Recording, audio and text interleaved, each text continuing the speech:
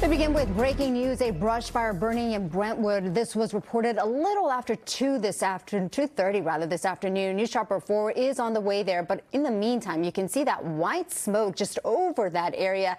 First arriving units reported this fire in heavy brush, and it's of course traveling uphill. Winds are 3 to 5 miles per hour. No structures are threatened at this point.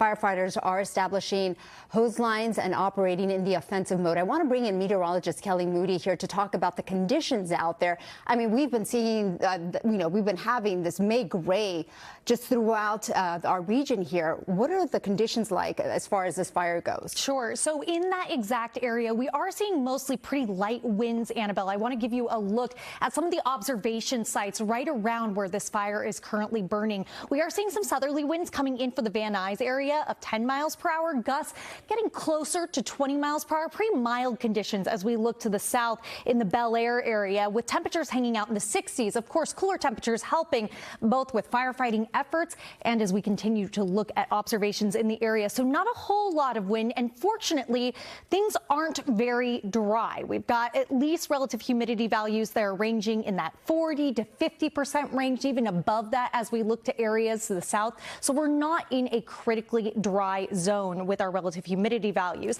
In general, winds are going to be picking up as we look at the next couple of hours. You can see presently we've got gusts coming in close to 40 miles per hour in the high desert in the Van Nuys area, which is probably the closest site that we can get here to where we are continuing to see these winds coming on through, again between 15 to 20 mile per hour peak wind gusts. So winds certainly could play an element in this as they continue to move in that area, mostly from the south and the southeast. But in general, we've got an onshore flow continuing to push in, so not exactly working with dry winds for this area. Annabelle?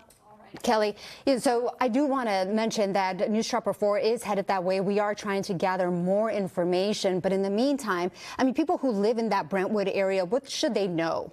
At this point, the best thing you can do is wear a mask if you're in the area. Of course, heeding any sort of evacuation notice that you might receive from any local law enforcement or officials in the area, firefighting officials in the area. So that's, of course, the most critical thing you can do. We should all have a go pack ready, but so many of us don't, Annabelle. If you're driving through this area, just try and avoid it because you want to leave this for the professionals and give them a good zone to work with so they can continue to act defensively with this fire. Again, this is in the Brentwood area. We will gather more information for you and bring you that information as we get it.